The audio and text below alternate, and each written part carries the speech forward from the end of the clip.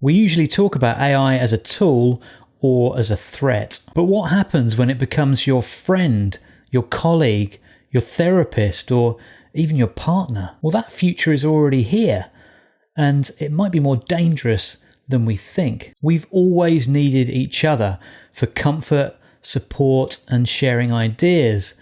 But now we're even starting to outsource these things to machines. AI isn't just capable of completing tasks. It can listen to us, it adapts, it changes. But importantly, it doesn't snap at us and it doesn't forget. In fact, in that sense, it's a pretty frictionless sort of relationship. And while on the one hand that sounds amazing, it's also quite worrying. We're wired to choose ease. It's a biological thing. We always go for maximum reward with minimum effort. And that's why technology has always followed this instinct. We drive instead of walk. We stream things instead of waiting for them. And now some of us are choosing AI instead of people. Because let's be honest, people can be hard to deal with. They challenge us and they don't always agree with us. But it's in that challenge where growth occurs, where we learn to be resilient, where we learn to deal with lots of different people with lots of different viewpoints. And I think there's a real danger in the automation of emotion, choosing machines to have relationships with instead of people. Don't get me wrong, I think that talking to AI can be hugely beneficial. I do it a lot myself. I speak with AI to help me problem solve, ideate, discuss different areas and learn about stuff as well. But the problem is that most AI models don't judge us, they don't challenge us, and they won't argue with us unless we ask them to. And this is what makes the prevalence of AI relationships quite concerning. If every interaction is agreeable, we lose the emotional muscles that come from conflict, argument, and even boredom. And what's ironic about this is we're starting to do a similar thing to our brains that we've done to our bodies for a long time. As technology took away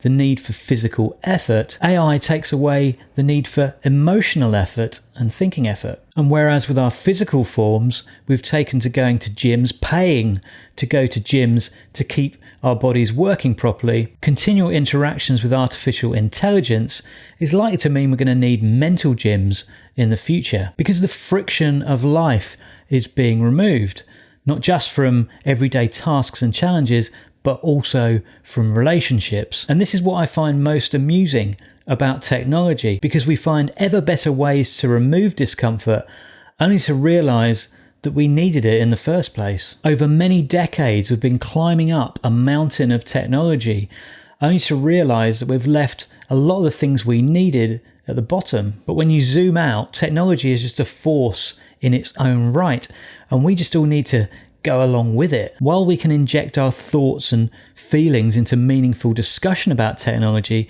to kind of help shape it, we can't really stop progress. But the problem with that is that progress without awareness creates more problems than it actually solves. Now look, I love AI. It's sharp, it's logical, it's endlessly useful for so many things, but it's also not human.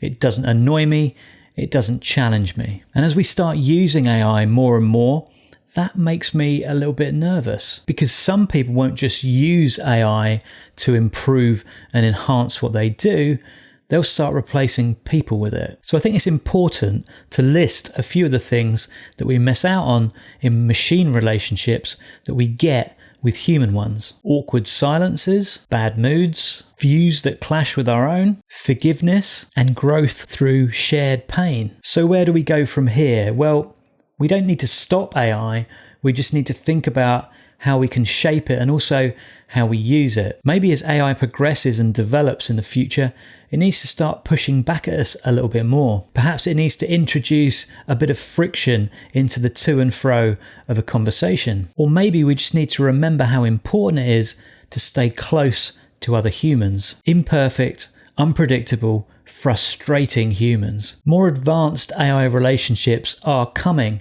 and they're going to be powerful, maybe even beautiful, but we mustn't let them erase the friction that makes us real. We need to be aware of the negative as well as the positive aspects of AI relationships in order that we don't lose ourselves in the future that's coming. If this has hit home, subscribe and tell me. Would you welcome an AI friend that always agreed with you? Or would you rather have one that kept you on your toes? Thanks for watching, and I'll see you soon. This video was based on my writing over at layeredfuture.com. If you'd like to explore the full article or browse through other topics, you'll find it all there.